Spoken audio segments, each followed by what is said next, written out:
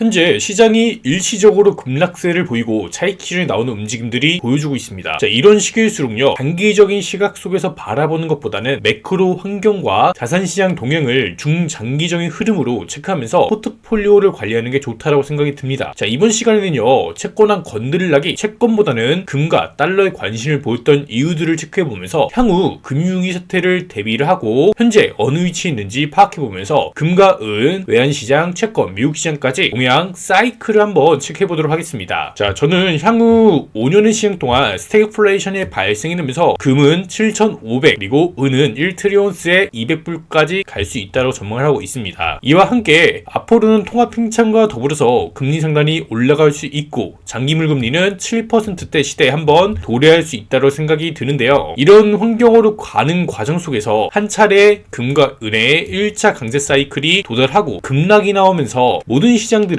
충격이 한 차례 큰 동반이 한번 될 거라 봅니다. 이런 환경 속에서는 당연하게도 달러의 급등 현상들이 보이면서 1700에서 2500까지 또 상단을 열어놓고 이제 체크를 하고 있는데요. 자, 현재는 이례적인 환경이 연속적으로 발생되고 있습니다. 미리 대비를 해야지 해당 시기가 닥쳤을 때 안정하게 방어가 되어 있겠죠. 자, 현재 채권한 건들락이 금 투자를 선호하고 있는 이유들, 자, 이러한 메시지들을 함께 체크해보면서 자, 앞으로의 동향들 보도록 하겠습니다. 자, 여러분들 구독하고 좋아요, 알림 설정 눌러주시면 감사하겠고요. 자, 이런 얘기가 나왔습니다. 건들락은 장단기 국채 수익률 역전됨에 따라서 경제 문제가 있다는 신호들이 나타났더라 라는 메시지를 남긴 바가 있죠. 자, 모두 익히 아시는 내용일 겁니다. 장단기 금역전 현상이 발생이 되고 그 다음에 해소가 되는 과정에서 경기 침체가 발생이 되었다는 부분입니다. 그리고 이런 해당 경기 침체 사이클에서는요, 주식시장이 단기 급락을 하기도 했고, 그리고 어떨 때는 또 추세적인 급락을 하기도 했습니다. 과거보다는 늦게 나타나는 양상들이 보인 게 아닌가 라는 생각을 해볼 수가 있겠는데요. 이게 결국 현재 대선에 의한 유동성이 어느 정도 증가 견인이 되고 있기 때문입니다. 그리고 글로벌적으로도 통화량이 증가하고 있죠. 자, 이런 부분들이 당장 현재 나타나지 않고 좀 시간적으로 늦춰지고 있다라는 거를 기본적으로 보시면 되겠습니다. 자, 우리가 현재 채권 금리를 바라볼 때, 그리고 현재 시장을 바라볼 때 문제가 무엇이냐, 고용과 이 실업률, 이것만 문제가 있으면은 안정화시킬 수가 있습니다. 그럼 현재의 문제는 이거를 발생될 때마다 과거의 통화량을 역대급으로 이례적으로 풀었다는 것이죠. 이런 통화량이 현재 물가의 압력으로 받쳐들어오고 있고, 이런 현재 물가 상승의 현상은 앞으로 현재 풀린 돈들이 미래 6개월 이후에 시장의 부담감으로 나타날 수 있다는 겁니다. 자, 이렇게 물가가 다시 한번 튀어 오르게 되면은 경기가 침체된 현상뿐만 아니라 금리까지 함께 튀어 올라버리는, 자, 이런 심각한 문제들이 발생될 수 있다는 점이에요. 이 고금리 환경이 오랜 기간 지속됨에 따라 미국의 소비자들과 그리고 미국의 기업, 그리고 사모용 부동산 시장까지 굉장히 어려움을 겪고 있거든요. 또한 이런 부신은 은행들의 문제까지도 같이 나타날 수 있는 부분이 있게 되는 것이죠. 자, 채권한 건들락은 통화량이 7조 달러 이상 늘었다라면서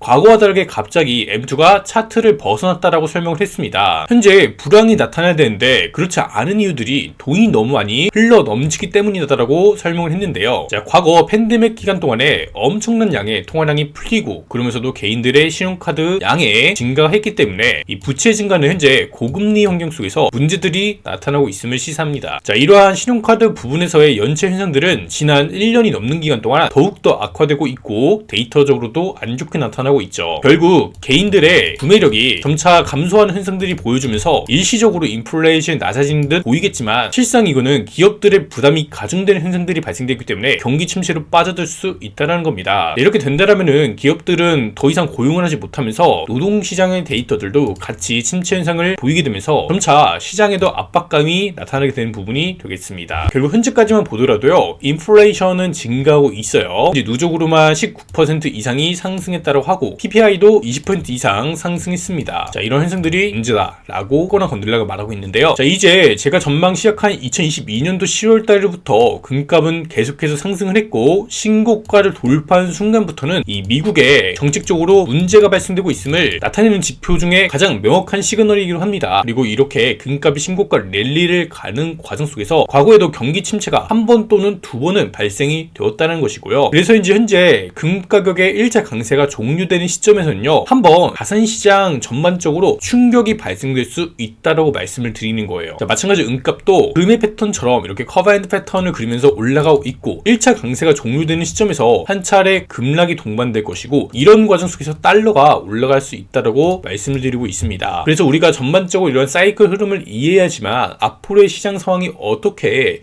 연출이 될 것이며 자산 관리를 잘 할 수 있기 때문에, 그래서 이런 사이클 흐름을 보시면 좋겠다라고 말씀드리고 싶고요. 자, 결국 한번 이렇게 충격이 동반되는 과정 속에서 달러도 현재는 저항 구간에 걸리지만 한번 위로 돌파가 나오면서 슈팅할 수 있다라고 봅니다. 마찬가지로 글로벌 위기 사태가 발생될 경우에 이 엔화도 한번 올라갈 수 있는 부분들이 발생이 되는 것이죠. 우선 이 엔화 같은 경우는 오늘 이 일본은행에서 동결했습니다. 그러나 이 경제학자들의 주장에 따르면 올해 12월이나 또는 내년 1월 중에 일본 은행에서 추가적으로 금리 인상을 할 수 있겠다라는 내용들이 들려오고요. 또 이제 미국 시장과 맞물려서 경제 충격이 올 수 있기 때문에 추가적인 엔켈 트레이드 청산을 불러올 수 있게 되는 것입니다. 자, 현재 자산 시장에는 지뢰가 정말 많습니다. 유동성의 증가와 그리고 AI 반도체 부분에서의 상승이 견인돼 갖고 올라갔던 부분이 핵심인데, 현재 두 가지 측면 모두 미국 대선이 끝나간 시점부터 문제가 발생될 수 있다는 점입니다. 그렇기 때문에 지금부터는 대비를 해야겠죠. 지금부터 대비 못한다라면은 조금 더 올라가는 거 더 보려다가 오히려 수익률만 더 낮아지고 마이너스 손실로도 전환이 될 수 있다는 겁니다. 지금 현재 발생된 문제들을 보게 되면요, 개인들의 저축액은 소진이 된 상태에서 더 큰 고갈이 현재 발생되고 있다는 점이에요. 최근 몇 개월 흐름만 보시더라도요, 데이터적으로도 생각보다 많은 개인들의 침체 현상을 나타내고 있다는 겁니다. 그러면서도 미국 정부의 지원금이 그침에 따라 일시적으로 소비는 견인되는 양상으로 인플레이션이 더 이상 낮아지지 않고 있고요. 지원금이 중단되면 이는 곧 경기 침체를 의미하게 되는 것이죠. 현재 미국 재무부는 머리를 굴리면서 초단기 채권 발행 물량을 이례적으로 증가시키면서 그림자 금융들은 이자놀이를 하고 있습니다. 과거에는 이자놀이를 한 직후에 많은 수익 견인으로 채권의 금리가 급락을 했지만, 현재는 이자 지급액이 증가를 했고 인플레이션이란 특수한 상황이 맞물리면서 단기물과 장기물 국채금리가 동시에 더 큰 레인지를 형성할 수 있게 되는 겁니다. 현재 발생되고 있는 개인들 대출 시장이나 사업용 부동산 문제 및 기업들의 파산 건수의 증가 추세성을 봤을 때